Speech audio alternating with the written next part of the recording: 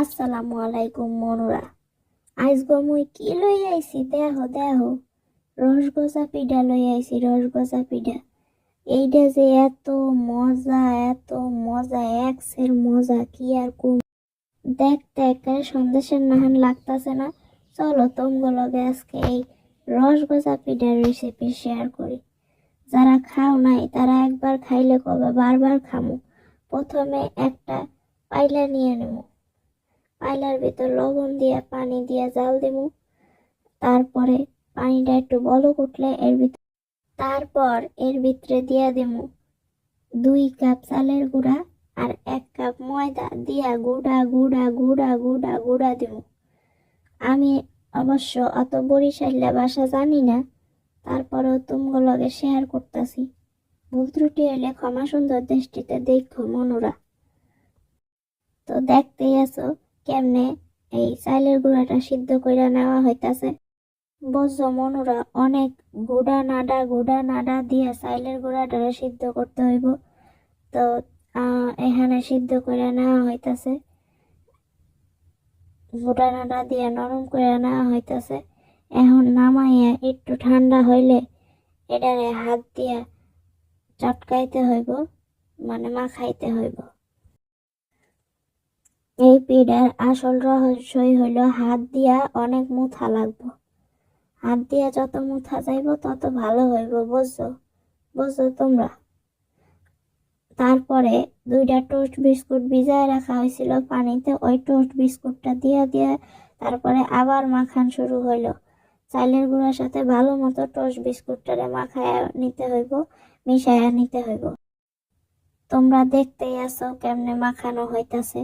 মাখানোর পরে তারপরে রুম টেম্পারেচারে থাকা একটা ডিম দিয়ে দিতে হইব। তোমরা আবার কবা আফা দেহি ইংলিশ কয়, মানে স্বাভাবিক তাপমাত্রা যেটা, সেই তাপমাত্রার ডিম একটা দিয়ে দিতে হইব। দিয়া ভালো মতো চটকায়া মাখাইয়া ফেলাইতে হবো। তো এইদিকে আমি পিঠার সাজ নিয়ে আসছি। দেখছো সাজগুলো কত সুন্দর, একেবারে চকচক চকচক করতেছে। তো এগুলা কিন্তু মাটির সাজ।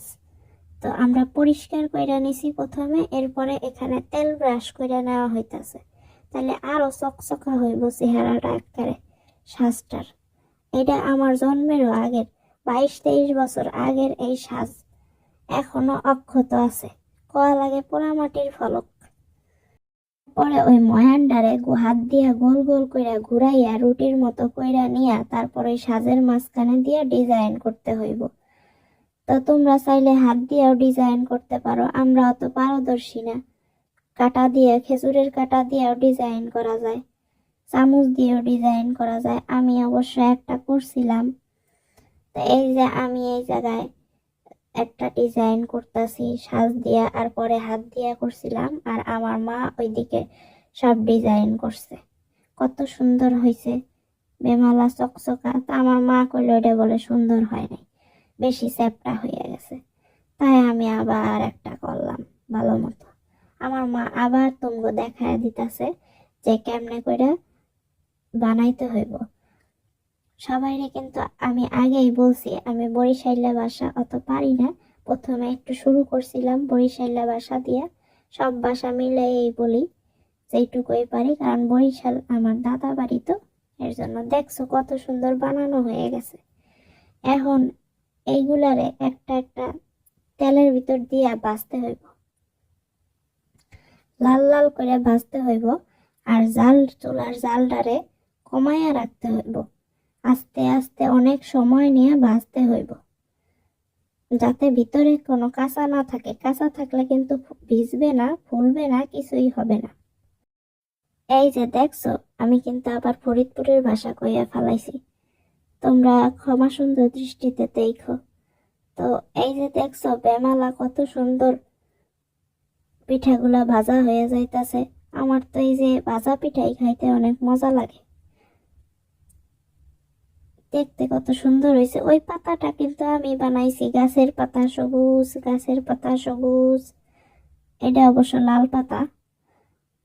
তো তারপরে একে একে সবগুলো ভাইজা নেওয়া হইতেছে। এখানে আবার একটা ছোট্ট একটা গোলাপ বানাইছিলাম আমি, সেটা আবার আম্মু তেলের ভিতর দিয়ে দিল। তো ওইদিকে ভাজা হইতেছে, এদিকে দুধ জালও দিয়ে দিছে, দুধটাকে ঘন করে নিছে, এলাচ তারপরে দারচিনি আর হইল তেজপাতা দিয়ে জাল দিছে। জীবনটাই তেজপাতা, আর কি কমু। জাল দিয়ে দুধটারে ঘন করে নিছে। আমারে কইল মা যে তুই সব কয়টা সাজা। আমি তো সাজাইতেই পারি না। আমার মা একটা গামলা দিছে, আমি ভালো মতো সাজাইতেই পারি না। আমারে কয়ে দিতেছে এদিকে দে ওইদিকে দে, মানে আমি কোনো কিছুই পারি না। একবারে কি কমু, খালি পারি খাইতে হইতে, আর কিছু পারি না। ও সবাইরে কিন্তু একটা কথা কওয়ার কথা ভুলেই গেছিলাম। যারা যারা আমার ভিডিওটা দেখছো, যদি আমার চ্যানেলটা সাবস্ক্রাইব করা না থাকে, ভিডিও ভালো লাগলে চ্যানেলটা সাবস্ক্রাইব করো, লাইক দিও, কমেন্ট করো, পারলে শেয়ার করতে ইচ্ছা করলে শেয়ার করো। তারপরে দেখতেই পারতাছো আমি একে একে পিঠাগুলা সাজাইতাছি, কিন্তু আমার মা খালি কইয়া দিতাছে এই জায়গায় সাজা, ওই জায়গায় দে, ওই জায়গায় এটার উপরে দে। মানে আমি ঠিকই করতে পারতাছি না। আর ওই দেখো আমার গাছের পাতা সবুজ, গাছের পাতা সবুজ দুইটা আমি কত সুন্দর সাজাইছি। তো এই জায়গায় পিঠাগুলা কেন সাজানো হইতাছে কও? পিঠাগুলা সাজানো হইতাছে দুধে ভেজানোর জন্য। যেই দুধটা ঘন করা হয়েছে সেই দুধের ভিতরে পিঠাগুলা ভিজাইতে হইব। তো এই যে দুধটা ঢেলে দেওয়া হলো, দেখতেই পাচ্ছ মনোরা। এই ঘন দুধটা ঢালার সঙ্গে সঙ্গে পিঠার লুকগুলাই চেঞ্জ হয়ে গেল।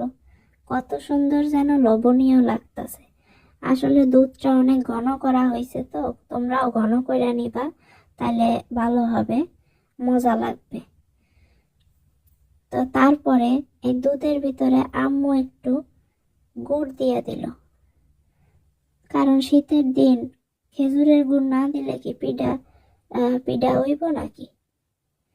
গুড় ছাড়াও হইব, চিনি দিয়াও হইব। তারপরে এই জায়গায় আম্মু চিনির শিরা জাল দিছে। আমাগো বাসায় লাল চিনি আছিল, তো এর জন্য শিরাটা লাল রঙের হয়েছে, তোমরা কিছু মনে করো না।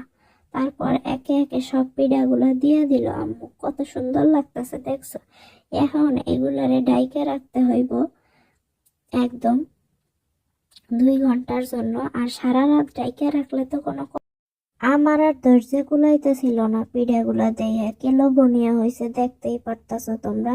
তবে সারা রাত রাখলে পিঠার ভিতরে রস যাইব, দুধ যাইব, অনেক মজা হইব, অনেক নরম হইব। ল ল মনোরা, মোর আর দেরি সহ্য হইতাছে না, তোমগো একটা পিঠা কাইটা দেখাই, তারপর মই খায়া লই। দেখতেই পারতাছো কতটা নরম হয়েছে। তোমরা বাসায় একবার হইলেও এমনি বানাইয়া খায়া দেইহো। আজগো মই আসি।